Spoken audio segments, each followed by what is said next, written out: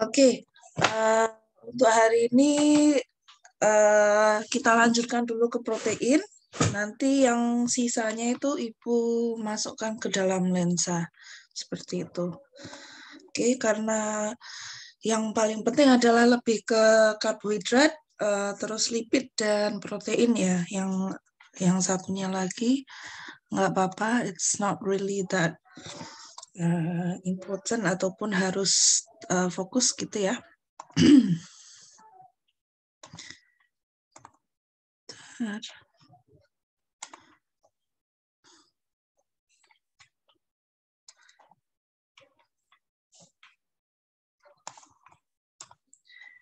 Oke, Assalamualaikum semua. Jadi pagi ini semoga masih pada fresh ya. Jadi kita hari ini mempelajari tentang metabolisme protein.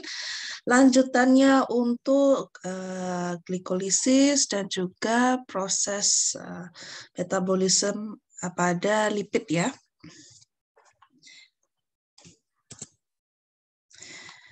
Oke, kalau kalian lihat di sini, ini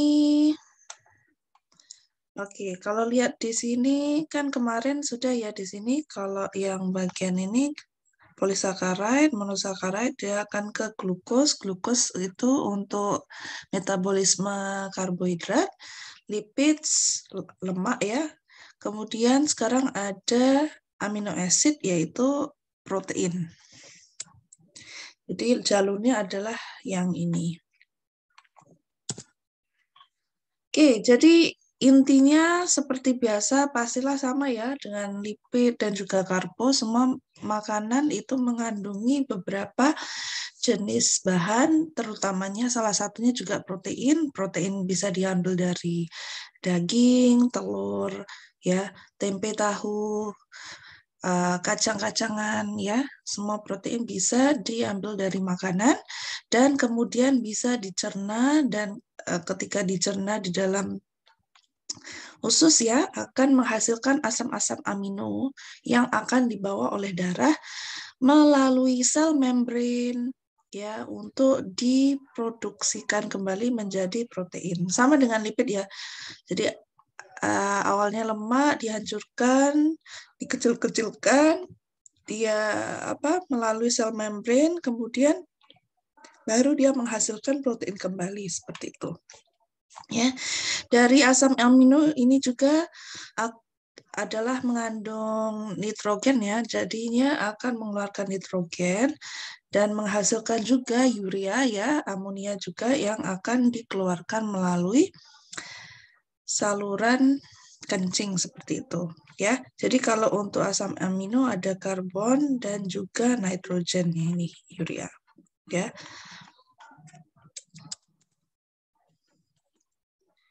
Oke, untuk penyerapan protein, of course, proteolisis ini bukan hanya pemecahan protein, tapi bisa juga pemecahan pada lipid ya.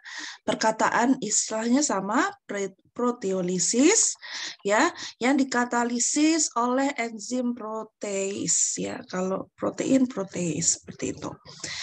Nah, peran enzim protease di dalam tubuh itu apa aja? Yang pertama, memecah ikatan peptida yang menghasilkan AA, ini amino acid ya, ataupun asam amino, sama aja, dengan rantai peptida yang lebih pendek, seperti itu. Nah, kemudian endopeptidase, ya, setelah dipecahkan, endopeptidase ini memecahkan rantai ikatan peptida pada bagian dalam. AA ini tadi. Dan kalau untuk peptidase memecah pada bagian ujung terminal, memotong lebih kecil lagi menjadi AA bebas ya. Jadi chain of amino acids ya, dari chain amino acid kalau rantai-rantai bagian dalam pemecahannya menggunakan endo ya, perkataan endopeptidase. Kalau exo berarti luar ya, exo berarti adalah ujung ataupun terminal, jadi pada bagian kepala ataupun ekor chain of amino acid seperti itu. Tapi kalau untuk memecahkan ikatan peptida ataupun ikatan-ikatan antara amino acidnya itu adalah protease seperti itu.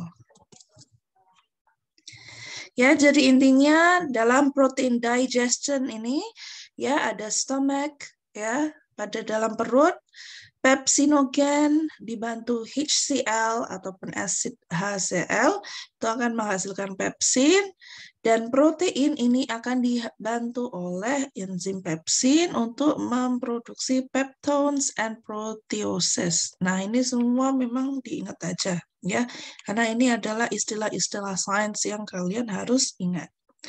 Bedanya peptones dengan proteoses adalah kalau peptones itu adalah lebih kepada larger peptides ya, peptida yang lebih besar, and then proteoses adalah lebih kepada peptides yang lebih kecil seperti itu. Jadi ini adalah sedikit gambaran enzim-enzim yang berlaku di dalam small intestine selama pencernaan protein. Oke.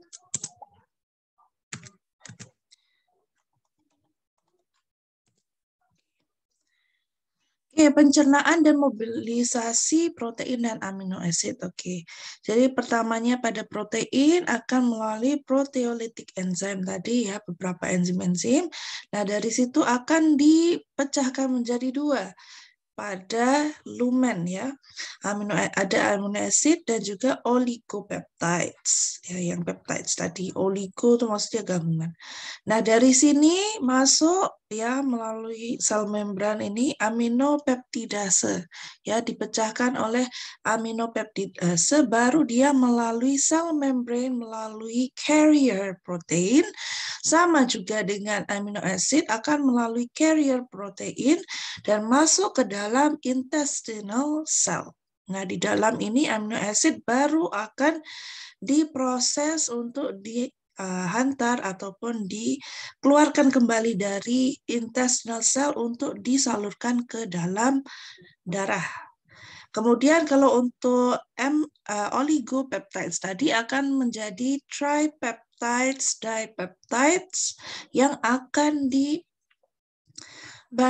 dengan senyawa enzim peptidase ya, peptidases yang akan lebih apa istilahnya menghancurkan ataupun memberikan struktur yang lebih baru yang bisa digunakan di dalam tubuh. Makanya perlu dihancurkan kembali dan dibawa keluar untuk diproses di seluruh tubuh. Ya, jadi protein yang berasal dari makanan dicerna di dalam di dalam lambung ya. Kemudian enzim-enzim proteolitik akan memecah protein menjadi asam amino, oligopeptide, and then sama ya, jadi oligopeptide diserap sel usus halus, kemudian dengan bantuan enzim peptidase ya dipecah menjadi amino acid ya, tripeptida dan dipeptida. Ini adalah hasil pemecahan oligopeptida yang akan diantar ke darah ya, akan dikeluarkan dan di-spread oleh darah. Begitu juga kalau misalnya untuk tripeptida, dipeptida dipecah menjadi asam amino. Ini sebenarnya kalau asam amino itu one peptida ya, tapi kalau tripeptida, dipeptida berarti dia perlu dipecahkan lagi supaya menjadi one chain of amino acid seperti itu. Kemudian untuk amino acid ya, asam amino yang terbentuk diserap oleh sel usus halus selanjutnya masuk ke sistem transport darah. Jadi untuk masuk ke sistem transport darah itu harus dalam bentuk amino acid. Dia tidak bisa dalam bentuk protein yang kompleks. Oke. Untuk teori keseimbangan ya protein di dalam tubuh itu intinya sebenarnya protein yang masuk dan protein yang keluar itu harus seimbang ya. Kalau di sini dijelaskan ya nitrogen ataupun kutub AA ya. Jadi pada chain amino acid itu kan ada kutubnya ataupun pada terminalnya itu ada nitrogen ya, dalam cairan tubuh pada teori keseimbangan yang maksudnya ini. Dinamik protein tubuh selalu ada protein untuk disintesis dan didegradasi. Ya, jadi dalam tubuh walaupun kita makan protein, protein juga dihasilkan dan juga dipecahkan ataupun didegradasi. Oke. Kemudian apabila nutrisi ataupun asupan nutrisi itu konstan, maka tubuh yang normal itu tidak akan berpengaruh terhadap kadar protein tubuh, ya. Jadi kalau asupan proteinnya cukup, maka tubuh juga tidak menghasilkan protein berlebihan ataupun tidak perlu sekuat tenaga untuk menghasilkan protein yang diperlukan untuk tubuh. Ya, jadi protein tidak dapat disimpan. Jadi intinya tidak disimpan. Berbeda dengan lipid ya. Kalau lipid itu bisa disimpannya di mana? Adipose tissue masuk di bawah jaringan kulit ya, jadi menjadi lemak. Seperti itu. Tapi kalau protein nggak bisa, ya. Jadi kalau protein berlebihan pasti harus dibuang. Nah, protein sebenarnya juga bisa disintesis untuk kepentingan tubuh. Apabila protein tidak dimanfaatkan, maka dia akan terbuang sia-sia. Kalian keluarkan aja seperti itu. Jadi contohnya setiap hari ini amino acid dari protein yang dikatabolisme. Katabolisme itu ya untuk menghasilkan energi dengan hasil sampingan NH3 ya. Selain dia menghasilkan energi ya, kalau untuk energi tubuh ini bisa dari karbo dan juga protein. Jadi kalau orang yang misalnya nggak makan karbo ya, nggak makan glukos, energi yang diambil bisa dari lipid dan juga protein. Makanya kadang ada orang yang nggak makan karbo biar kurus. Nah, seperti itu contohnya. Ya bisa karena ada sumber protein dan juga sumber lipid. Tapi sebenarnya tetap harus ada sumber glukosa karena itu sebagian dari chain metabolism in your body cycle ya. Jadi nggak boleh sembarangan kita mengurangi satu jenis makanan karena itu adalah sebagian dari metabolism ya. Tidak ada satu bagian makanan maka akan merusak ataupun memberikan twist ataupun menghancurkan sistem metabolisme di dalam badan seperti itu. Ya, kalau protein ini hasilnya lebih kepada urea, NH3 ataupun amonia. Ya, jadi apabila amonia jumlahnya berlebih maka akan menjadi toksit ya. Apapun amonia kalau berlebihan sama dengan di tanaman dan hewan dan sebagainya ya, tidak boleh berlebihan. Makanya harus dikeluarkan dari dalam tubuh ya. Jadi amonia akan diekskresikan keluar dalam bentuk urea ya, sehingga teori keseimbangan tersebut pada protein di dalam tubuh adalah seimbang ya. Jadi protein tidak boleh berlebih, tidak boleh berkurang. Kalau lemak berlebih dia akan tersimpan, makanya bisa menjadi fat tissue. Kalau glukos berlebihan dia akan menggumpal ataupun mengganggu sistem ginjal ya. Sama karena dia akan keluarkan ke urin ya melalui proses urination. Untuk katabolisme AA ini juga fungsinya utama sebagai sumber energi, produknya nanti akan menjadi hasil sampingan pada masa pertumbuhan.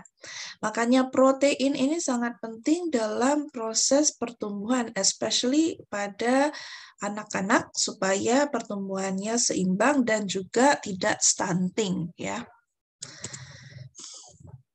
Oke, kalau kalian lihat ini ya, amino acid pool ya. Intinya apapun yang berkaitan dengan protein berkaitannya dengan amino acid ya. Jadi kalau kita lihat di sini ada body proteins degradation ya, and then dietary proteins after digestion and absorption ya, setelah dihancurkan, dicerna, diserap akan menjadi amino acid juga ya dari protein.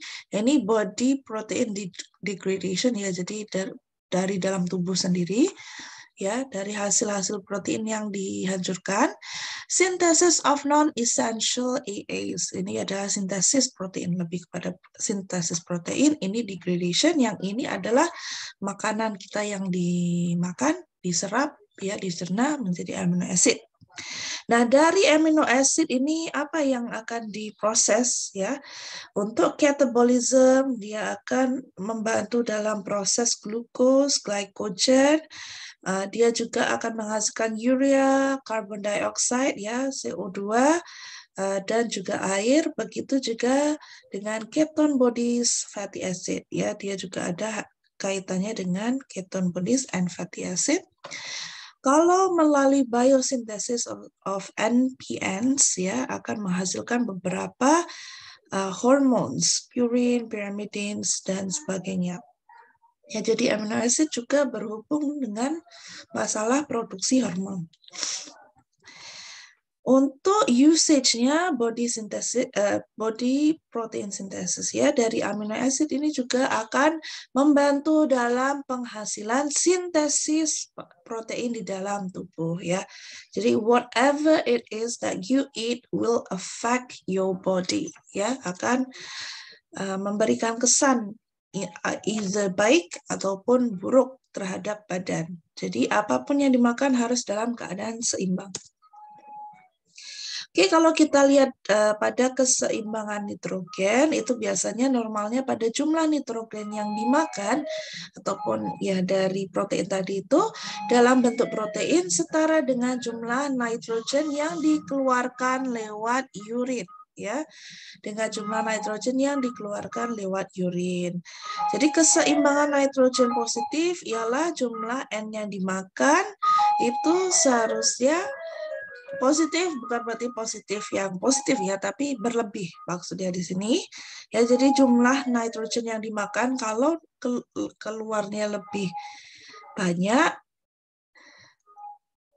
daripada nitrogen yang dikeluarkan, ya, maka keseimbangan ataupun komposisi keadaan nitrogen di dalam badan itu berlebihan, ya, positif ini berlebihan.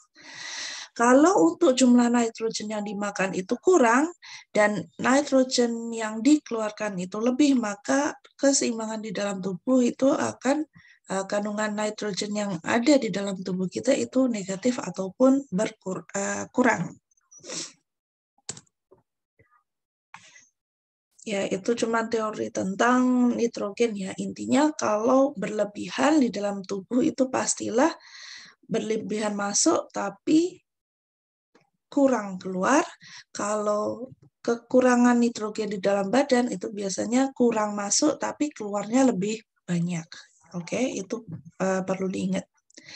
Kemudian metabolisme protein adalah salah satu makromolekul yang terdapat dalam berbagai jaringan dalam tubuh, interstitial, dan cairan darah, ya. Jadi kalau sudah dalam bentuk makromolekul itu bisa didapat dari tubuh, interstitial, ya, cairan darah, ya. Jadi bukan hanya dari luar saja dari apa yang kita makan, tapi protein juga dihasilkan dari tubuh dan diserap kembali ke dalam sel-sel jaringan.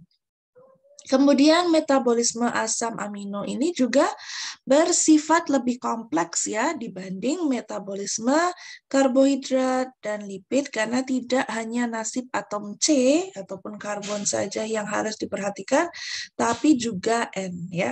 Kalau karbohidrat dengan lipid kan fokusnya lebih kepada karbon, ya.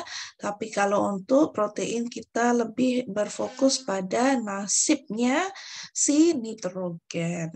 Oke, jadi bila asam amino sudah tidak diperlukan untuk sintesis protein, maka nitrogen yang ada pada asam amino ini harus dikeluarkan melalui urea. Kalau atom C-nya, karbonnya itu bisa dioksidasi menjadi CO2. Makanya dari CO2 hasil metabolisme badan itu akan kita keluarkan. Makanya kita hirup oksigen, kita mengeluarkan CO2. Kalau kita menghirup CO2, maka akan ada blockage ataupun kelebihan CO2 di dalam badan, ya. Jadi metabolisme ini juga adalah a part of sambungan dari respirasi dalam tubuh, ya. Seperti itu. Oke. Jadi untuk metabolisme protein ada apa aja? Ada katabolisme dan juga anabolisme. Ya, katabolisme itu adalah breakdown, ya, degradasi. Kalau anabolisme adalah pembuatan ataupun sintesis, ya, jangan sampai terbalik.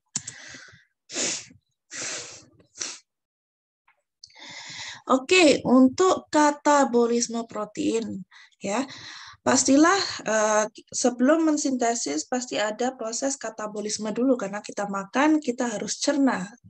Jadi kalau bila ada pencernaan, proses pencernaan berarti ada proses katabolisme, ya, ataupun degradation.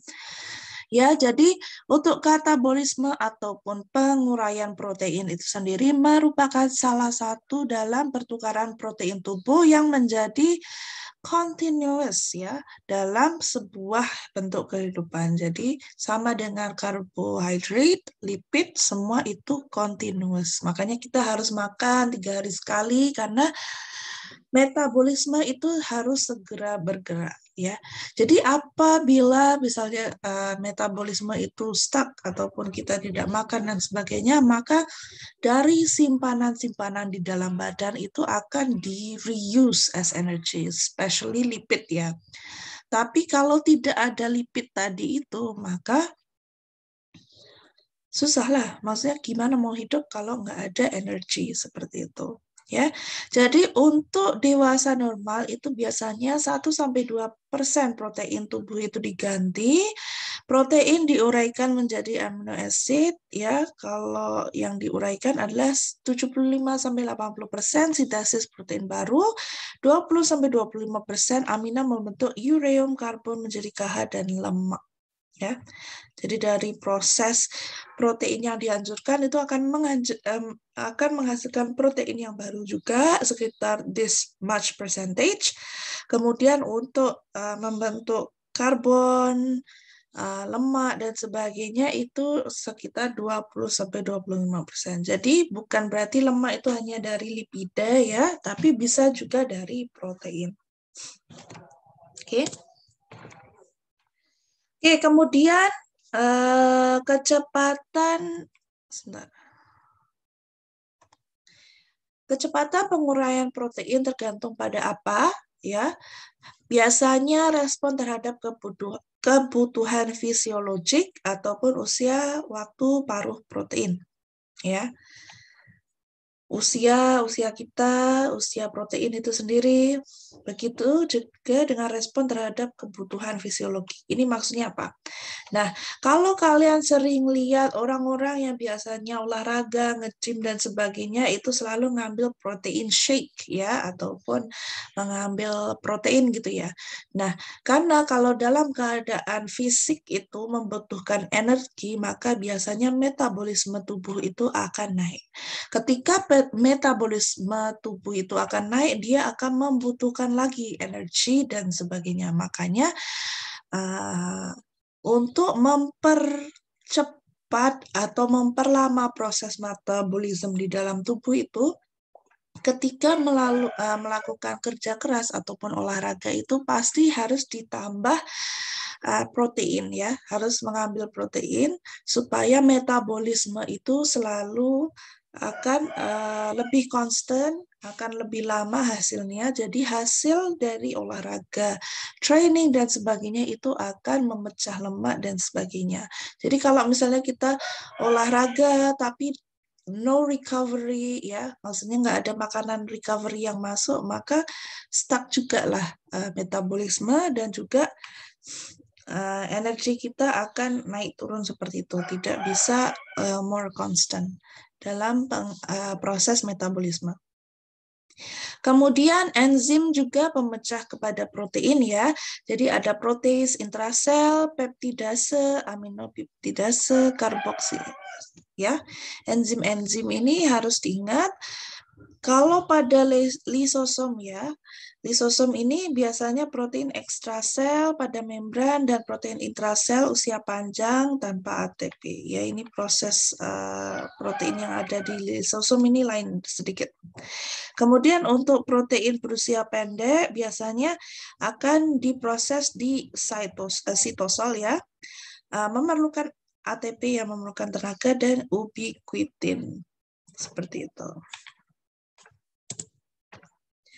Oke, katabolisme atom nitrogen ataupun amina, ya, jadi itu melalui proses yang namanya transaminasi via glutransaminase. Ya, jadi pemindahan ataupun interkonversi antara sepasang amino acid, asam amino, dan sepasang asam keto. Ya, ini diingat-ingat aja. Kemudian sebagian besar amino acid atau asam amino, kecuali lisin, taurin, prolin, dan hidroksiprolin ini sebenarnya memang bagian degradasi amino acid ya, tapi biasanya sebagian besar akan menggunakan asam amino yang masih belum didegradasi ya, seperti itu. Kemudian perlu enzim transaminase, ya namanya juga transaminasi, pastilah enzim yang digunakan adalah transaminase. Koenzim piridoxamin fosfat via basa Schiff, ya, terjadi pemindahan gugus, transfer gugus amino ke ketoglutarid dari siklus TCA menjadi bentuk glu. Nanti kita lihat video untuk memperjelas ini ya. Ya, jadi gugus amino dipindahkan ke alfa ketoglutarid membentuk glutamat. Glutamat melepaskan amonia ya, NH3, menggunakan enzim glutamat dehydrogenase. Inhibitornya apa? Ada ATP, GTP, dan NADH. Aktivatornya ADP. Ya, kalau ATP yang digunakan akan menghasilkan ADP inhibitor. Oke. Diaminasi oksidatif ya, glue dehydrogenase. Kalau tadi itu kan transaminase, kebalikannya adalah diaminasi oksidatif. Jadi asam amino jadi asam keto mengeluarkan amonia. Ya, kalau tadi bekerja sama dengan asam amino ya, ini pemindahan antara asam amino dan juga sepasang asam keto. Kalau itu transaminasi itu pemindahan. Kalau diaminasi itu yang tadinya asam amino ini akan jadi asam keto untuk mengeluarkan amonia. Ya, akan menghasilkan amonia di dalam tubuh dikeluarkan. Jadi enzim yang terlibat apa? Enzimnya adalah amino oksidase karena oksidatif ini. Oke. Dia memerlukan flavin, gugus amin dihilangkan seperti itu.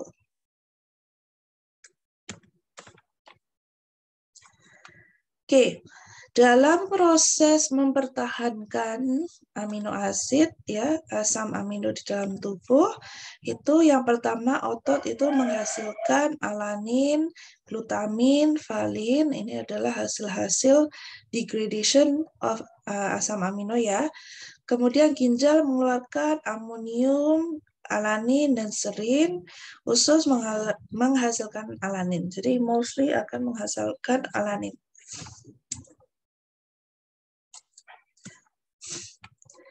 Hati yang menghasilkan ureum dan juga glukosa darah ya. Glukosa alanin yang akan dibawa ke seluruh tubuh itu. Jadi amino acid yang dibawa.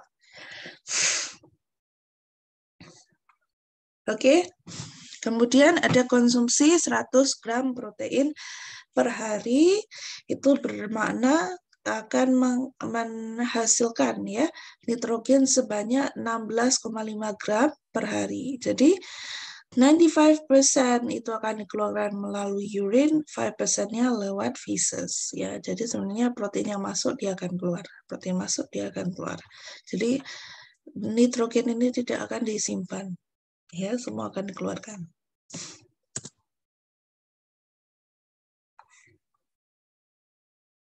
Nah, Ini lebih jelasnya ya untuk reaksi katabolisme asam amino. Oke, yang pertama kita ingat ya, reaksi transaminasi. Ini fokus ya kalian. Reaksi transaminasi ini adalah contohnya alanin, alfa ketoglutarate ya. Jadi asam amino apa? Alanin ya, asam aminonya alanin ditambah ya tadi pemindahan ya dengan alfa keto ya, ketoglutarat. Ya, karena tadi menggunakan glutamate ya, ingin menghasilkan glutamate, jadi alfa ketonya adalah glutarat ya. Terjadi proses transaminasi ya, transition, ada perpindahan. Makanya dari alfa ketonya itu berpindah pada amino, dia menjadi pyruvate, glutaratnya ini akan menjadi glutamat. Ya.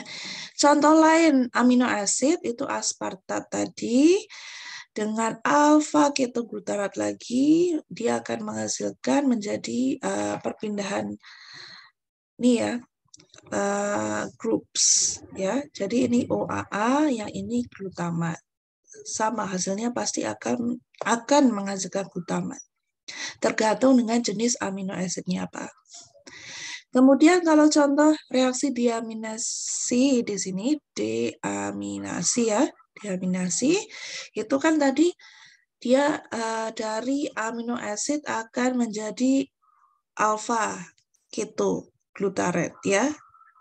Kalau yang transaminasi ini bersama dengan ketoglutarate. Kalau deaminasi itu menghasilkan. Ya, jadi dia kebalik dari hasil tadi itu, glutamat ini diambil bersamaan dengan adanya NADH dan juga air akan menghasilkan alfa ketoglutarate, amonia dan juga NADH ya.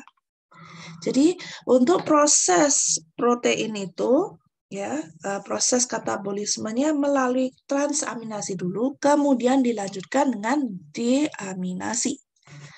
Seperti itu. Oke, kita lihat di sini contohnya alanin ya. Adalah kan dihasilkan oleh pyruvate. Ya. Bukan dihasilkan, sorry. Alanin menjadi pyruvate yang akan masuk ke dalam citric acid cycle ya. Alfa ketoglutarate ini akan dihasilkan kembali. Bentar, Ibu izin.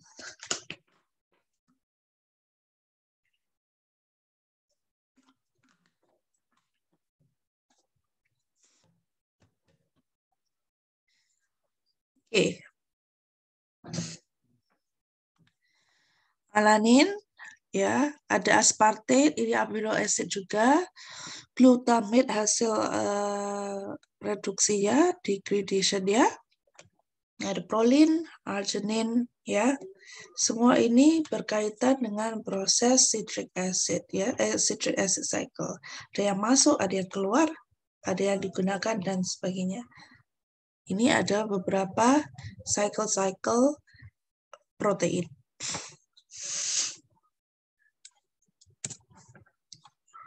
Oke, jadi semua asam amino ini sebenarnya dapat didegradasi menjadi senyawa antara daur asam sitrat seperti terlihat di bawah ini ya.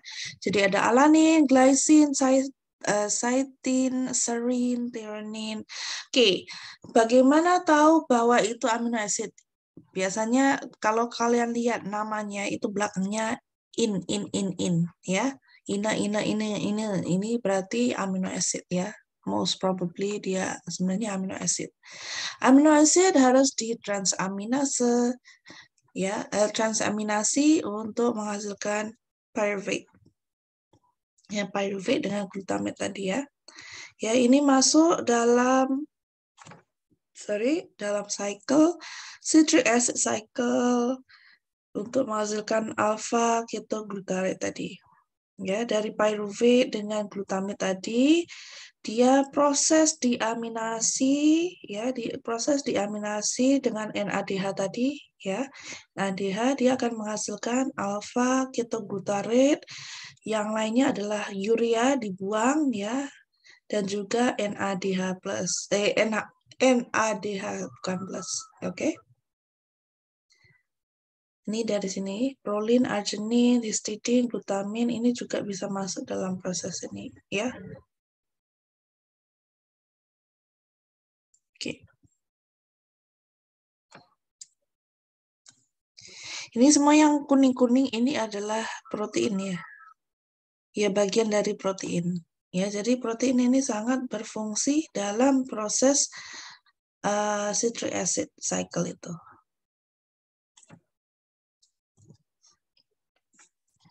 Oke, asam amino merupakan precursor biosintesis kerangka basa purin, di mana 3 asam amino berperan dalam pembentukannya, yaitu asam aspartat, format, glisin, dan glutamin.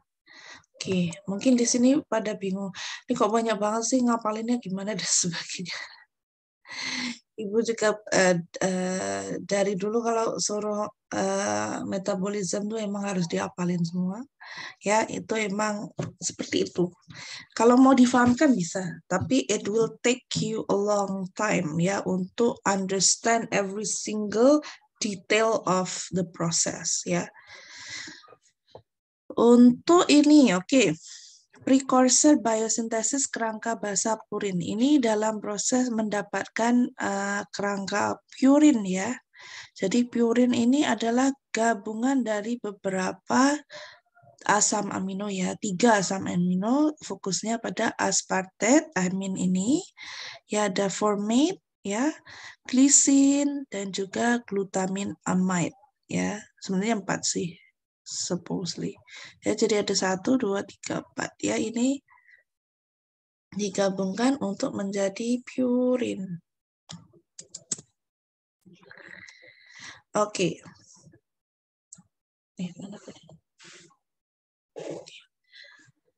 Oke, untuk metabolisme asam amino.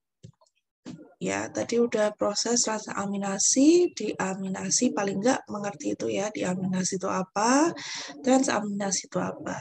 Ya, jadi kalau pada hewan biasanya tingkat tinggi asam amino berfungsi sebagai penyusun struktur protein ya. Diperlukan untuk menyusun protein. Jadi protein adalah gabungan antara beberapa chain of amino acid ya. Tanpa adanya amino acid tidak akan tidak akan ada struktur protein yang kompleks. Begitu juga dengan precursor biomolekul seperti hormon ya. Tadi itu contohnya purin, pirimidin, porfirin, dan beberapa vitamin ya. Jadi kalau kurang protein, hormonnya juga kurang ya. Jadi kerja hormon itu kan juga macam-macam ya. Jadi kalau protein intake aja kurang, how our body will function. Oke. Kemudian sumber energi terutama bila asam amino yang dikonsumsi lebih banyak daripada yang dibutuhkan untuk mengganti protein tubuh ya. Bila asam amino yang dipakai sebagai sumber energi, asam amino tersebut kehilangan gugus aminonya. Ya, jadi kalau dipakai energi, gugus aminonya pasti akan hilang karena sudah dipakai ya untuk energi. Kemudian kerangkanya, karbonnya itu akan diproses untuk proses glikolisis ya, glukosa dengan proses gluconeogenesis tadi, glukolisis. Juga untuk dioksidasi menjadi karbon dioksida dan air dalam daur TCA ataupun Krebs cycle tadi. Oke. Jadi kalau amino acid itu dihancurkan, didegradasi, ya, sebagian gugus-gugus aminonya itu dipakai untuk penghasilan ATP energi, sisanya karbon dan sebagainya ya, kerangka karbonnya itu akan dipakai dalam glikolisis dan juga dihasilkan CO2. Ini ingat ya, terutama ini penting. Jadi fungsi amino acid itu apa? Terus apa yang bisa digunakan ataupun fungsi amino acid itu sebagai sumber energi itu bagaimana? Terus sisa kerangka karbonnya itu dikemanakan? Ya, jadi inti utama degradasi protein itu untuk supply energi, supply senyawa intermediate untuk sintesis senyawa lain, kemudian hasil metabolisme yang akan dikeluarkan dari tubuh. Ya, ini beberapa inborn errors of amino acid metabolism ya. Jadi kalau misalnya amino acid itu prosesnya itu salah ataupun there's kesalahan dalam proses metabolisme itu sendiri ataupun enzim defisiensi, contohnya enzim yang di dalam tubuh itu kurang, maka dia akan memberikan penyakit-penyakit seperti ini ya. Ada citrullinema, tyrosinemia, albinism, homocystinuria, hyperlysinemia ya. Ini adalah enzyme deficiency ya, enzyme deficiency. Ya, karena protein itu juga merupakan enzim juga ya. Protein itu bisa menjadi enzim, maka kalau misalnya there is error in metabolism, kemungkinan besar juga error dalam proses penghasilan enzim ya. Jadi kalau ini adalah enzim deficiency ya. Jadi kalau protein kurang, maka enzim production of enzyme also berkurang ya. Jadi kalau misalnya enzim itu berkurang, maka dia akan mengurangi proses-proses yang seharusnya berlaku. Dan kalau proses-proses metabolisme dalam tubuh itu berkurang, tidak sesuai dengan ekspektasi yang seharusnya ada, maka these diseases will actually appear, ya, akan keluar. Dan ini adalah simptom-simptomnya. Ini kalian untuk extra information. Tapi paling tidak perlu tahu beberapa disease apa yang melibatkan metabolism of amino acid ya. Ya nih. Nah, ini kalian bisa lihat di sini ada basics of 20 amino acid ya, ada non-essential, essential ya. Makanya kalian kalau misalnya ngambil suplemen itu ada essential, non-essential, ya inilah ini ya. Kalau ada non-essential, essential ya ini. Ya, semua ini akan melibatkan proses penghasilan hormones ya, untuk glutamin ya, ada glutathione sebagainya, ornitin ya, penghasilan polyamides, urea production ya untuk dibuang ya menjadi urin, ada proses homoserin ya, ternon, semua inilah ya. Jadi ini ada cycle apa aja ya. Jadi metabolisme asam amino ini diingat ada paling nggak 3 ini ya, ada glycolysis citric acid intermediates ya, dia akan membantu untuk dalam proses ini produksi oxaloacetate dengan alpha ketoglutarate di dalam citric acid cycle. Kemudian ada sulfur containing amino acid ya. Ini menghasilkan sulfur containing amino acid ya, homoserin menjadi methionine. Ingatnya itu aja ya. Kalau glycolysis and citric acid ini apa aja hasilnya, ada pyruvate ya. Pyruvate, alpha ketoglutarate, oxaloacetate ya. Ini 3 ini diingat. Sulfur containing amino acid itu dari homoserin menjadi methionine ini. Heterocyclic amino acid itu menjadi histidine, tryptophan ya, hormon-hormon ini. Ya, kemudian other amino acid. Nah, ini amino acid lah yang berkaitan dalam proses metabolisme. Oke, kita lihat di sini urea, transport amino ke liver untuk sintesis urea. Jadi most tissues yang pertama dari glutamate tadi ya akan melalui glutamate synthesis menjadi glutamin ya dengan bantuan ATP energi ya. akan menghasilkan ADP, fosfat, dan juga air ya. Dari glutamin ini akan dibawa ke liver, masuk ke liver. Dari glutamin ini akan kembali memproduksi glutamin. Kenapa nggak langsung glutamin aja? Karena strukturalnya besar ya. Jadi untuk melalui the carrier proteins tadi, maka dari tisu ke liver ke muscle semua itu harus dalam produk yang kecil ya. Memang sih double kerja, tapi itu memang prosesnya harus begitu. Sebenarnya fungsi protein carriers ini dari antara sel itu sebenarnya untuk melindungi struktur besar lainnya yang sebenarnya tidak berfungsi dalam tubuh ya, supaya tidak masuk ke dalam membran ya. Itu adalah fungsi protein carriers ya, supaya apa yang masuk ke dalam sel membran itu spesifik dan tidak sembarangan ya. Kalau misalnya tidak ada protein carriers, bisa bahaya sebenarnya dalam tubuh badan kita. When there's toxic in our body ya, kalau ada toksik di dalam badan itu akan diffuse all the way ke dalam sel badan dengan cepat ya, karena nggak ada blockage antara sel tadi ya. Jadi memang harus banyak proses degradation dan sebagainya untuk bisa melalui protein carrier yang spesifik tadi. Oke. Sambung dari glutamin tadi akan menghasilkan glutamate lagi ya, karena yang diperlukan sebenarnya glutamate seperti itu. Terus yang dikeluarkan lagi kan melalui proses juga untuk dari glutamin ini menjadi glutamate itu akan menghasilkan urea ya, menghasilkan urea urea ya, amonia dihasilkan, semua akan keluar ke urea. Ada alpha glutarate di sini juga pyruvate, alanin, semua ini dalam proses di liver ya. Jadi citric acid cycle akan berlaku di sini.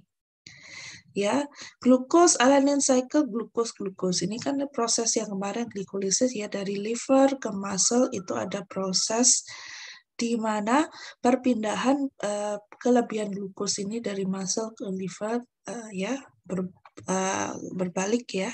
Jadi semua proses ini bergantungan seperti itu. Oke, ini kalau bagaimana kalau kita tidak mengkonsumsi protein ya? Kan perlu kan kita seharusnya masuk protein untuk memberikan energi. Jadi contohnya ini pada saat puasa keadaan sangat lapar, maka asam amino yang berasal dari proteolisis protein otot mengalami reaksi transaminasi menjadi glutamat. Yang glutamat tadi diubah menjadi alanin dan masuk ke liver tadi ya. Jadi dari muscle. Oke, karena tidak ada protein yang dicerna masuk, jadi glutamat itu harus harus melalui proses transaminasi untuk mendapatkan glutamat. Jadi tidak bisa langsung dari energi ataupun tidak bisa langsung dari apa yang kita makan. Kemudian di liver, alanin diubah menjadi pirufat yang kemudian bisa digunakan untuk pembentukan glukosa melalui jalur glikolisis ya. Gluconeogenesis dengan glikolisis itu sama, cuma istilahnya ada beda. Dari proses penggunaan asam amino sebagai sumber glukosa ini dihasilkan ion amonia ya. Dari liver tadi menghasilkan ion amonia ya, NH4+ tadi yang akan dikeluarkan ya, menghasilkan urea tadi yang akan dikeluarkan melalui urine. Oke. Tadi kira-kira untuk gambaran proses produksi amonianya. Now bagaimana ini terlibat juga ini untuk menyingkirkan nitrogen ya. Jadi dari reaksi transaminase, proses utama mengeluarkan N dari asam amino tadi ya. Dari asam amino tadi dikeluarkan nitrogennya. Untuk reaksi diaminasi oksidatif, proses yang melibatkan enzim glutamat dehydrogenase ya, akan melibatkan enzim ini dan akan menghasilkan urea ya, menghasilkan amonia untuk dikeluarkan. Untuk siklus urea itu sendiri, pembentukan urea terutama di hepar. Ya, oke, kita coba back through lagi. Oke, lihat di sini, diingat kembali transaminase ya. Jadi ada amino acid dengan ketoglutarate menghasilkan seperti pyruvate dan glutamat. Ya, dari glutamat ini melalui proses diaminasi ya dengan NAD plus H2O akan menghasilkan alfa glutarate kembali dan NH3 amonia yang akan masuk ke urea dan juga NADH plus. Oke. Ya, siklus urea. Ini diingat aja sih, ini penyingkiran nitrogen itu seperti apa ya, karena prosesnya untuk mengeluarkan transaminasi untuk mengeluarkan N ya, nitrogen dari asam amino, kemudian reaksi diaminasi oksidatif ini untuk melibatkan enzim glutamat ini. Jadi N ini sebenarnya dia menjadi glutamat tadi ya, glutamat itu membawa N dari amino acid ya. Dia keluarkan yang amino acid tadi menjadi pyruvate ya, seperti itu. Yang satunya ini menjadi glutamate. Dari glutamate tadi itu dia akan dihancurkan lagi untuk memecah nitrogen tadi ya, yang akan dikeluarkan di urea. Jadinya dari glutamate itu dia melibatkan enzim glutamate dehydrogenase ini. Maka N-nya dikeluarkan. N-nya dikeluarkan menjadi amonia. Seperti itu. Untuk reaksi transaminasi ini adalah pemindahan N dari suatu asam amino ke alfa glutarate ya. Jadi ada transfer ya. Kalau perkataan trans itu maksudnya transfer ya. Jadi sebenarnya dari amino acid itu ya, tadi amino acid contohnya alanin, transfer N-nya ke alfa glutarate, maka alfa glutarate itu menjadi glutamat ya. Terus untuk amino acidnya tadi itu menjadi ya apa nama-nama yang tadi itu ada pyruvate ya, pasangan-pasangan itu. Nah, supaya kalian tidak bingung, nanti coba sendiri buat di rumah pasangan kepada amino acid asal, misalnya alanin itu produksinya jadi pyruvate. Itu kalian coba cari beberapa amino acid supaya kalian tidak bingung pasangannya sama apa ya. Itu harus self study sendiri. Kemudian akibatnya alfa glutarate menjadi glutamat ya. Intinya itu.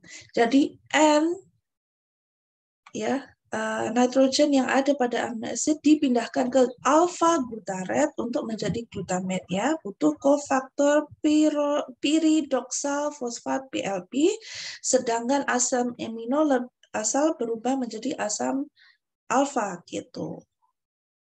Reaksi transaminasi bersifat reversible. Maksud reversible di sini adalah bisa berbalik ya. Jadi apa yang dihasilkan dari transaminasi itu bisa kembali lagi ke asal. Makanya ada proses diaminasi ya. Enzim reaksi ini adalah transaminase ya. Kalau udah prosesnya transaminasi pasti enzimnya ada transaminase, belakangnya tambah ASE ya. Amino transferase yang ada di sitoplasma. Kalau ini untuk sitoplasma dia menggunakan amino transferase, nama enzimnya ya. Semua asam amino dapat mengalami reaksi transaminasi kecuali lisin treonin. Ini tadi yang ada di slide mana tadi? Nih, ya. Kecuali lisin, treonin, prolin dan hidroksiprolin ya. Ini tidak bisa melalui proses transaminasi. Oke. Oke, kembali ke tadi. Oke, ini udah paham ya. Intinya Ya, jadi ada dua tadi, ingat ya, asam amino alfa ketoglutarate akan melalui proses transaminasi dia berubah ya, dia pindah gugusannya yang dari asam amino tadi menjadi contoh alanin menjadi pyruvate dan juga menjadi glutamat. Ingat itu aja ya untuk proses transaminasi ya. Jadi alfa glutarate yang ditambahkan N itu akan menjadi glutamat. Seperti itu. Ini kalian mesti bingung. Kita ingat yang tadi aja. Oke, ini kalau mau tahu. Nih, oke, kita lihat dari chemical-nya, chemical structure-nya. R1 ini maksudnya adalah gugusan. Percampuran gugusan ya. HCOO ya, ini ditambah dengan ini. Ya. Jadi ini adalah ini alfa glutarate ya. Jadi H3 plusnya ini akan dibawa ke alfa ketoglutarate tadi ya, menghasilkan glutamate ya. Dan yang ini tadi apa namanya? Amino acidnya akan menghasilkan hasilnya tadi, misalnya seperti pyruvate, seperti itu ya. Jadi dia sudah tidak ada gugusan nitrogennya, ya. Ini adalah proses transaminasi.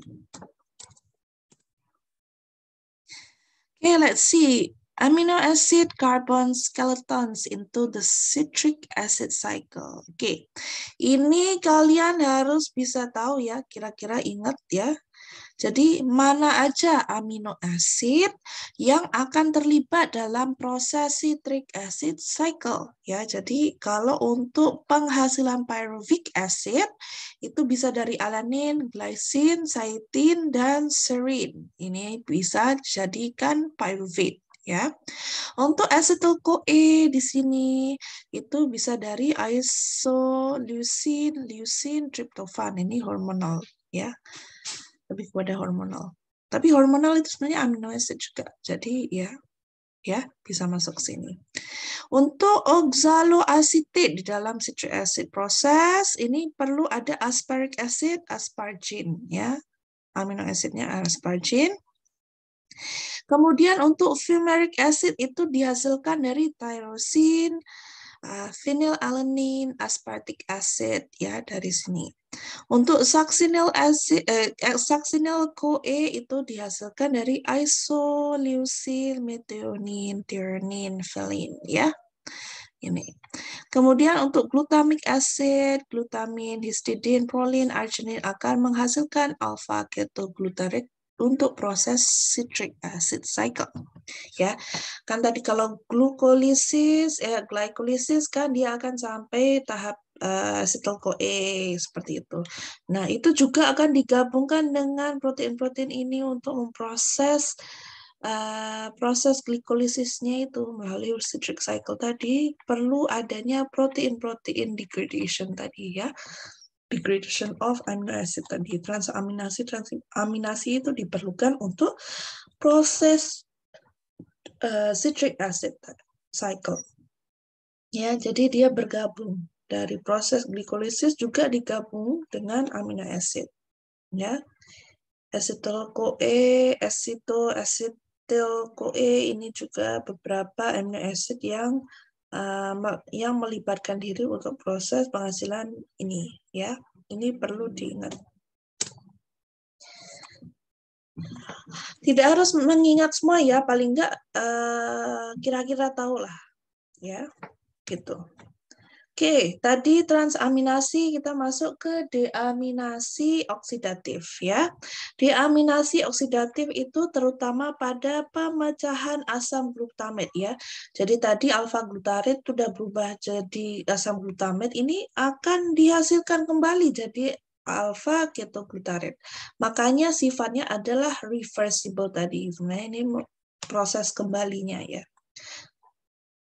Jadi menjadi ion amonium ya, ion amonium NH4+ dan alfa ketoglutarid. Jadi yang dari N gugusan nitrogen yang di glutamat tadi dikeluarkan kembali, dia menjadi ion amonium tadi, ya.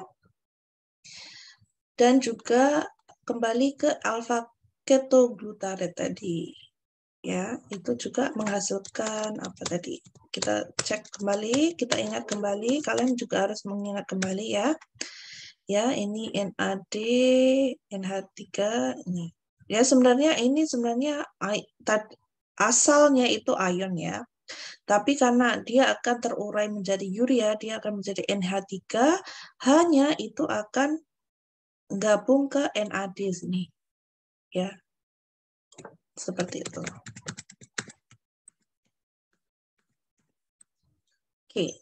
Proses di atas dikatalisis oleh enzim bernama glutamate dehydrogenase. Ini harus ingat ya, kalau proses deaminasi oksidatif, itu enzimnya apa? Ini, glutamate dehydrogenase dengan kofaktor NAD+ atau NADP+, ya.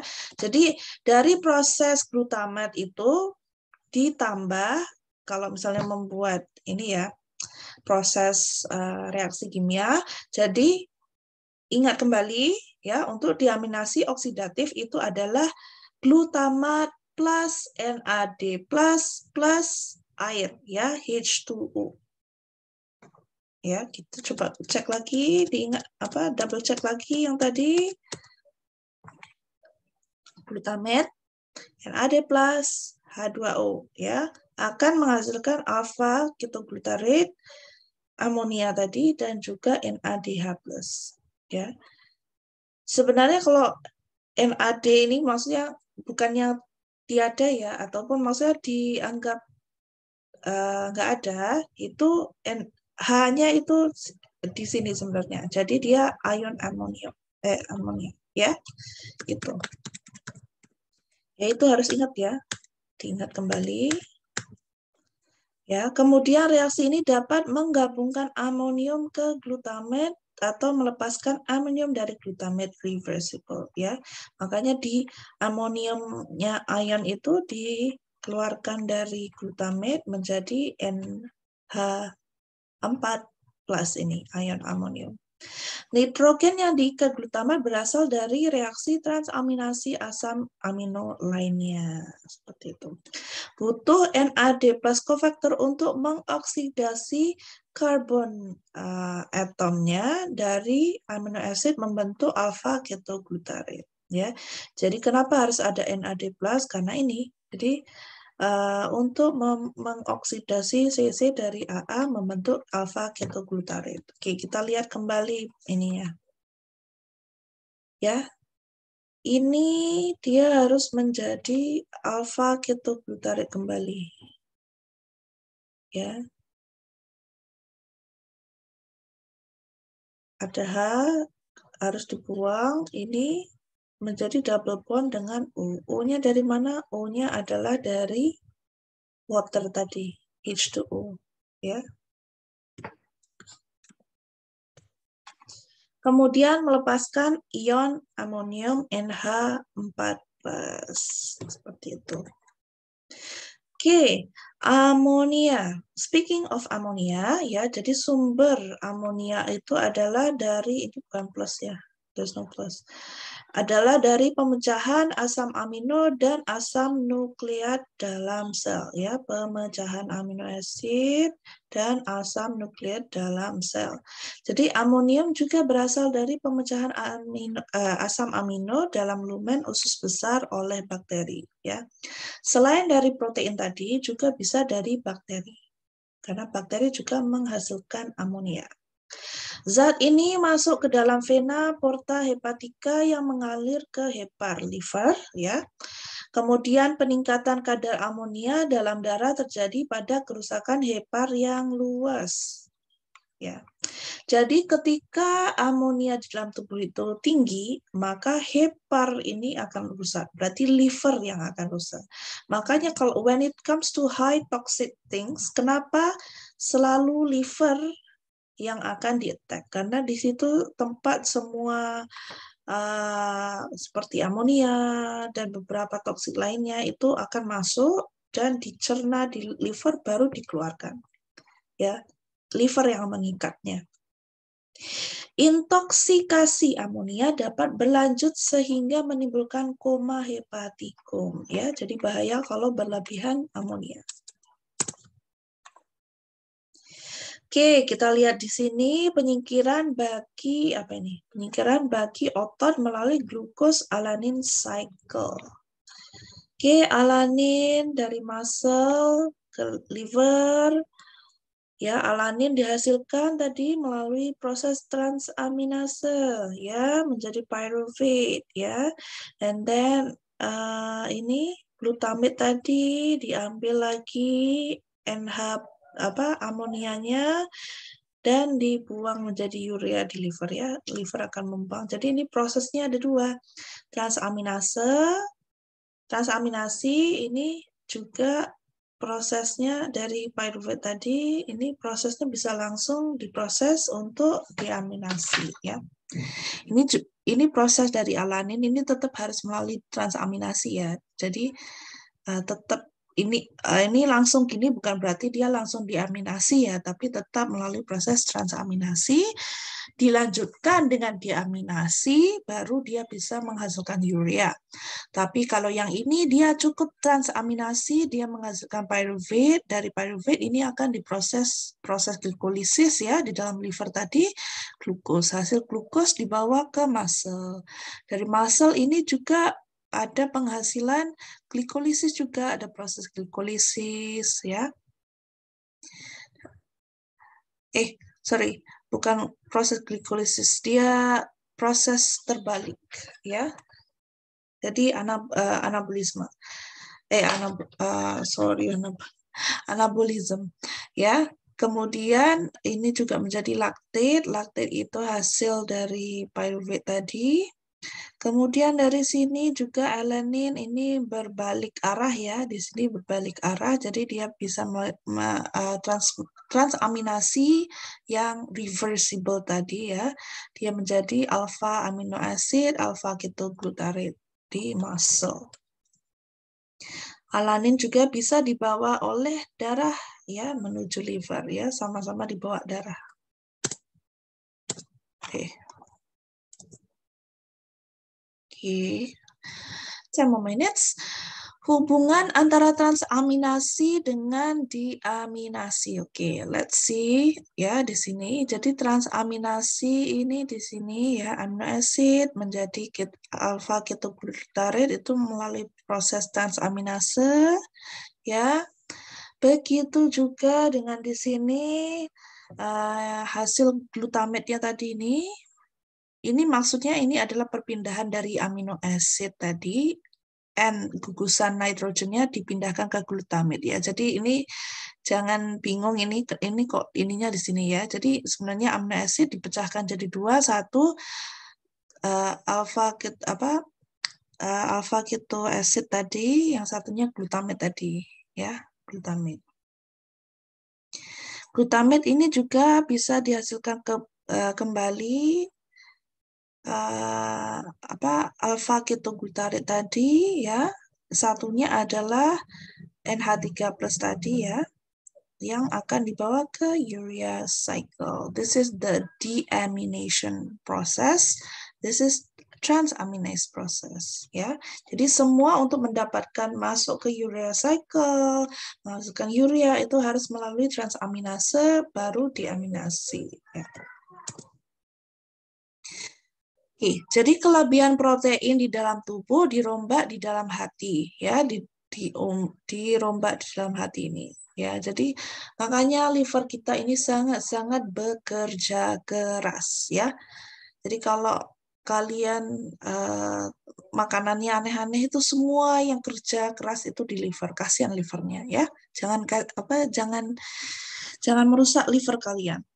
Ya, dari kelebihan protein di dalam tubuh dirombak di dalam hati tadi menjadi senyawa mengandung unsur NHN ya, jadi NH3, NH4OH ini ada dua yang ini semua akan disintesis menjadi urea disintesis menjadi urea dan dibawa oleh darah menuju ginjal dan kemudian dikeluarkan melalui urin. Jadi proses penyaringan utama adalah di liver, kemudian akan dibawa ke kidney. Jadi biasanya kalau orang ada keracunan dan sebagainya, dua ini yang akan paling infected ya, paling infected.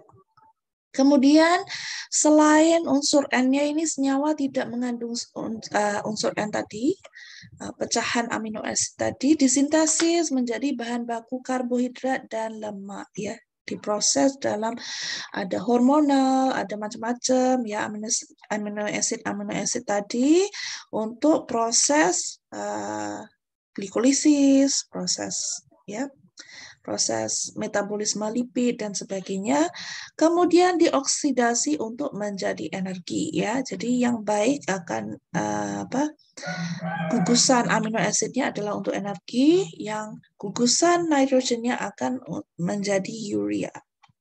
Oke, seperti itu lebih mudahnya.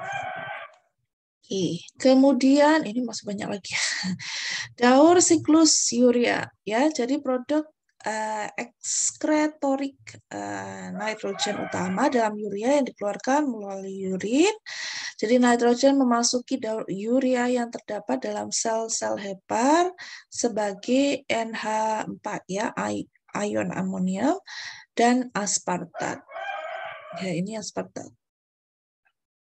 Dalam mitokondria terjadi proses ini ya, karbomil fosfat, kalau dari proses sitosol menjadi aspartat, sitrulin menjadi agrinosuksinat. Ini diingat aja ya.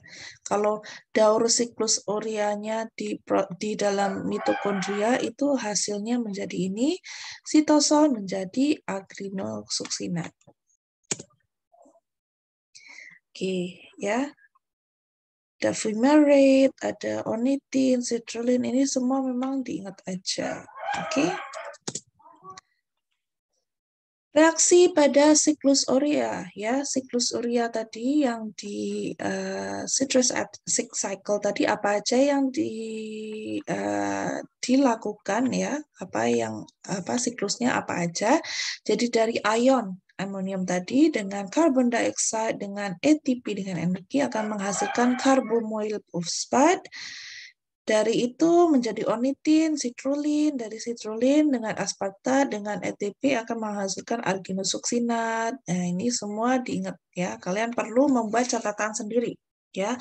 Kalau dijelaskan juga kalian bukannya ingat pun ya. Jadi kalian harus membuat catatan siklus Krebs cycle. Kayaknya kemarin Ibu kasih tugas kan yang individual. Nah, itu kalian kalau misalnya ada yang belum dikumpulkan dan sebagainya, tolong tambah lagi ya. Kalian campurkan dengan reaksi-reaksi amino acid yang terlibat dalam siklus citric acid cycle tadi ya. Oke.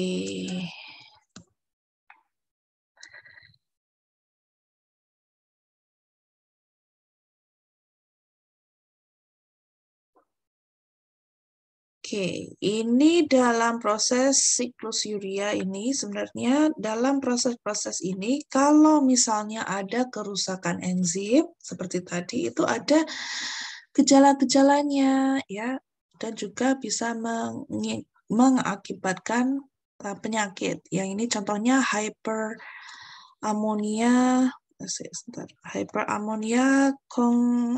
congenital tipe 1 ya. Oke, ini hyperammonia congenital tipe 1. Ya, kerusakan enzim di atas timbul gejalanya apa aja? Ada muntah, keterlambatan psikomotor, kadar glutamin meningkat ya. Makanya kalau anak kecil misalnya ada kekurangan protein seperti itu, kadang suka muntah-muntah, terus keterlambatan psikomotor ya. Ini bahaya untuk anak-anak ya, kalau misalnya produksi ataupun penghasilan protein di dalam tubuhnya kurang, makanya dia kayak kurang psikomotornya itu kurang dan sebagainya. kadar glutamin unika. Jadi intinya semua protein ini khusus berfungsi kepada pertumbuhan. Nah, kalau kalau udah dewasa ini efeknya apa sebenarnya? Sebenarnya sama aja. Tidak semestinya untuk dia pertumbuhan ya, tapi bila kita menginjak dewasa kan, misalnya pertumbuhan psikomotor dan sebagainya sudah lengkap gitu, dia sebenarnya untuk repairing ya.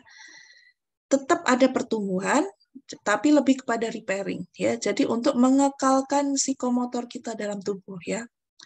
Kalau pada anak-anak itu lebih kepada pertumbuhannya, tapi kalau untuk dewasa lebih kepada untuk maintenance ya. Jadi kita tetap aktif, kita tetap psikomotornya baik dan sebagainya. Seperti itu.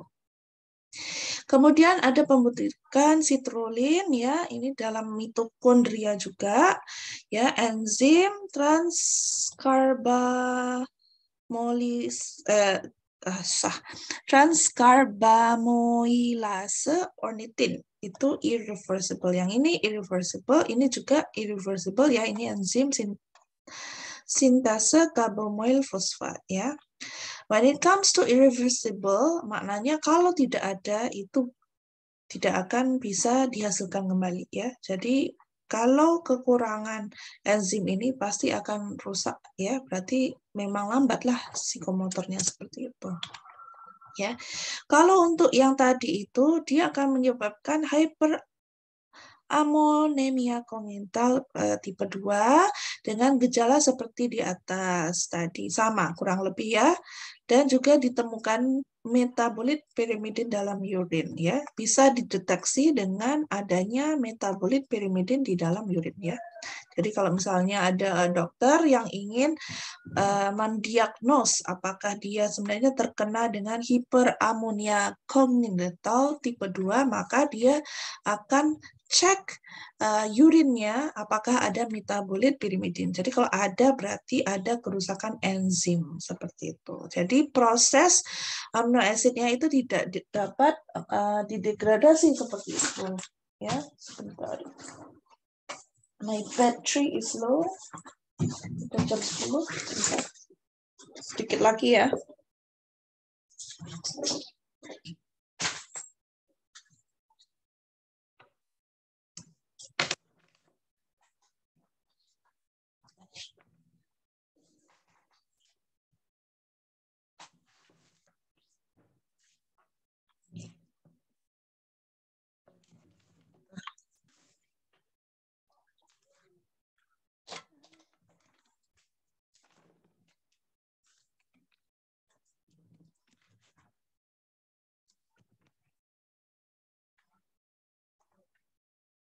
Oke.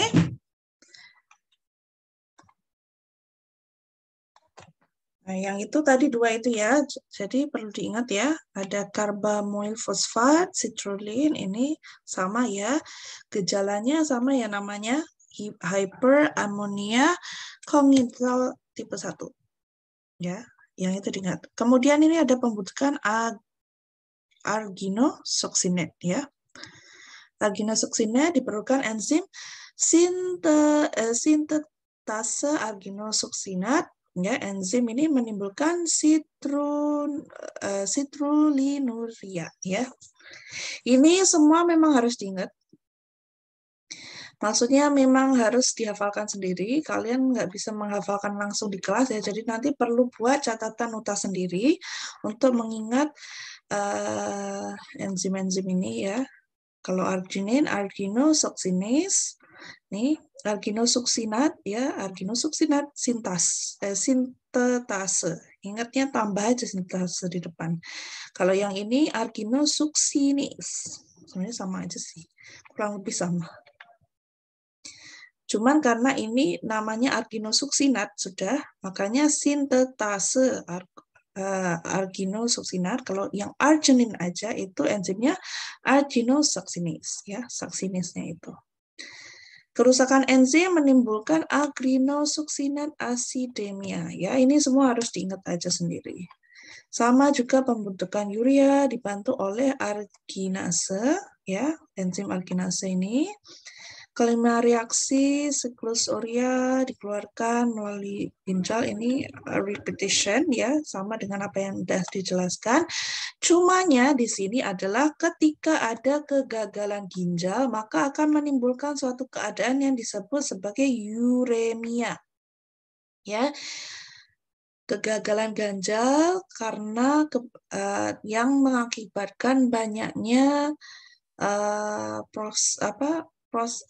pengambilan nitrogen dan sebagainya ataupun kelebihan urea di dalam ginjal itu, maka akan mengakibatkan mual, muntah, koma ya. Kalau kronik ya bisa menimbulkan kematian juga. Terapi ini adalah dengan alat hemodialisa. Oke, makanya kalau kalian kan ada dialisis gitu-gitu ya. Itu bukan hanya saja karena kandungan ini ya, kandungan gula berlebih dan sebagainya. Kadang kita mikirnya dialisis berarti karena dia asalnya diabetes gitu ya. Nah, sebenarnya banyak hal juga ya, dia bukan hanya diabetes, tapi kemungkinan besar kegagalan ginjal ini juga akan melibatkan bertumpuknya urea di dalam badan seperti itu, ya.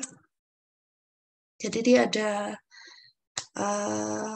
relasi dengan karbohidrat tadi, glikolisis, kelebihan glukos dan sebagainya ya. Jadi bukan hanya glukos aja ataupun diabetes ini karena kebanyakan gula aja, tapi juga dari proteinnya sebenarnya.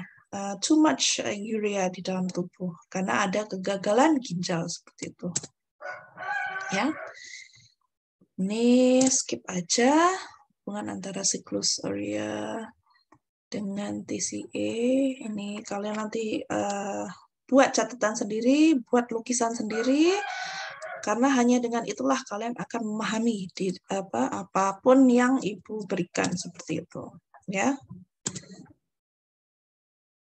So when it comes to lecture, masalah glikolisis dan sebagainya itu, dosen hanya memberikan ini. Ini contohnya ini proses glikolisis gini. Tapi untuk memahami cycle itu sendiri, it will always come to you ya. Sama dengan Ibu dulu belajar, Ibu kalau dijelaskan juga ini gimana ini mau ngapalinnya dan sebagainya. Kalau ketika kita menulis sendiri, membuat catatan sendiri, barulah kita bisa menghafalnya. Oke, proses ini begini, proses itu begitu ya.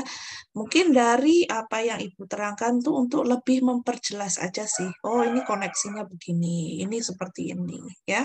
Jadi kalian perlu membuat cycle-cycle ini sendiri untuk mengingat. Jadi kalau misalnya di ujian nanti ya, UAS ya, misalnya disuruh menjelaskan tentang cycle-cycle ini, kalian bisa menjelaskan dengan pemahaman masing-masing ya. Tidak harus exactly like the slides, tidak harus 100% mengikuti apa yang dihafalkan, tidak. Tapi intinya kalian mengerti cycle itu ya. Ini excreted forms of nitrogen, kalau pada manusia urea, kalau pada hewan tuh langsung amonia ya. Kalau manusia kan dari amonia itu ada gabungan beberapa penghasil luar lainnya ya, maksudnya ada tambahan bukan hanya amonia, jadi digabungkan dia menjadi urea. Kalau pada hewan uric acid ya, jadi lain-lain. Nitrogen di dalam tubuh dikeluarkan dalam bentuk yang bervariasi ya. Ini bisa kalian baca sendiri, nanti Ibu masukkan. Kemudian penyingkiran rantai karbon ya pada karbon pada amino asid yang tergantung adalah yang pertama pada ketika puasa, jadi rangka karbon itu akan dibawa ke hepar ataupun ke liver untuk membentuk glukosa ya. Jadi bukan hanya dari adipose tissue ya yang akan dihasilkan energi, tapi sebenarnya langsung dari protein dulu ya, dari beberapa rangkaian amino acid yang ada di dalam tubuh untuk menghasilkan energi, membentuk glukosa, menghasilkan energi. Adipose tissue itu adalah paling last ya, terakhir. Jadi kalau misalnya kita nggak makan itu lemak, kita burn lemak, enggak ya. Jadi kalau kayak misalnya protein, amino acid yang dalam badan itu udah mencukupi untuk energi, maka lemak itu juga nggak langsung turun seperti itu. Jadi kalau sudah amino acidnya ini udah nggak ada lagi nih yang bisa untuk di burn ataupun bisa dihasilkan, maka baru diambil adipose tissue. Makanya lemak itu sangat susah dikeluarkan seperti itu. Oke. Nah, kemudian kenyang. Kalau kenyang ini maka HEPA dapat mengubah zat antara dalam metabolisme asam amino menjadi glikogen dan triagliserol ya. Bedanya itu. HEPAR, salah satu jaringan yang memiliki semua jalur untuk membentuk dan menguraikan asam amino. Ini diingat aja ya. Dihafalkan apa yang ada ini. Setelah N ya, nitrogen disingkirkan, rantai C ini dari asam amino yang berlebih dapat mengalami apa aja? Dioksidasi. Ini yang diingat ini aja. Yang tadi itu pemahaman ya. Jadi inti-intinya aja yang kalian perlu ingat. Oke. Nah, ini adalah definisi ya untuk asam-asam amino ini bisa diingat sendiri. Ini rangkaian sama aja. Asam amino glukogenik ini adalah contoh-contoh asam amino glukogenik itu apa aja. Kemudian ketogenik itu apa? Leucin. Nah, kalian caranya ingat yang lain dari yang lain itu apa gitu. Terus asam amino glukogenik ketogenik ini ada ini ya, itu paling enggak ingat beberapa. Jadi kalau misalnya diberikan sebutkan jenis-jenis asam amino apa. Nah, itu kalian ya pilih beberapa yang kalian mau ingat dan sebagainya. Paling tidak mengetahui beberapa ya. Kemudian biosintesis asam amino. Jadi semua asam amino non essential ya disintesis melalui proses transaminasi alpha keto acid. Ya. Jadi transaminasi itu adalah untuk non essential. Kemudian kelainan bawah metabolisme asam amino ada banyak ya, termasuk tadi beberapa penyakit tadi, fenilketonuria ya, enzimnya cacat bawaan, ini adalah lebih kepada bawaan. Jadi dia lahir dengan keadaan ada problem with the metabolism ya, keterlambatan mental ya, intinya keterlambatan mental. Jadi problem with mentals, dan urinnya ada pirufat, asetat, laktat. Ya, jadi kalau diadakan pemeriksaan kesehatan di dalam urinnya ternyata ada ini, berarti dia masuk dalam kategori kelainan ini. Seperti itu. Begitu juga ada alkaptonuria, sistinuria, ya ini kira-kira diingat aja definisi enzim, ya apa aja. Nah, kalau ini kelainan ginjal, absorpsi kurang, nah inilah yang namanya batu ginjal ya. Jadi kalau untuk batu ginjal itu, kalau misalnya sakit pada ginjal itu, makanya biasanya pemeriksaan kesehatan di dokter-dokter akan mengambil tes urin ya. Tes urin itu untuk melihat apakah ada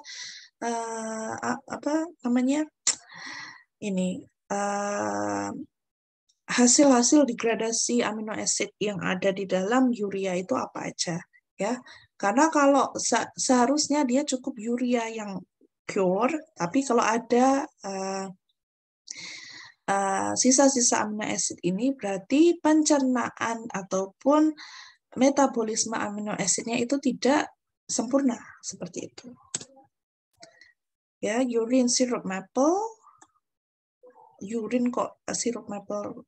Ini maksudnya mungkin ada bau-baunya itu kayak strong gitu ya, makanya istilahnya adalah sirup maple ya. Ini defisiensi untuk enzim beta keto dikarboksilase ya. Ini kalau ada aja ini kurang dari 1 minggu bisa meninggal ya, bahaya sekali ya. Jadi dalam urin ada apa aja ya ini kira-kira. Oke. Ini kelainan pada plasma, ini kalian baca sendiri ya. Ini udah jam 10 soalnya. Nah, ini semua baca sendiri. Oke. Nah. Dan nanti akan ada kuis ya, kuis tapi Ibu kasih waktu. Ya, kalian baca dulu semuanya baru mengerjakan kuis dan sebagainya. Oke. Untuk hari ini cukup itu saja karena udah jam 10. Apa lagi? Oke. Untuk hari ini cukup sampai di sini untuk protein. Kalau misalnya Ibu nggak ada kelas lagi, nanti yang satunya lagi itu akan Ibu lensakan ya. Karena beberapa hari ini agak error, SIM PTT, lensa, I don't know how. Mungkin ada masalah sedikit. Oke, jadi hari ini Ibu cukupkan sampai sini ya. Wabillahi taufiq wal hidayah. Wassalamualaikum warahmatullahi wabarakatuh. Waalaikumsalam Kalau ada warahmatullahi pertanyaan wabarakatuh. bisa langsung WA Ibu ya. Ibu.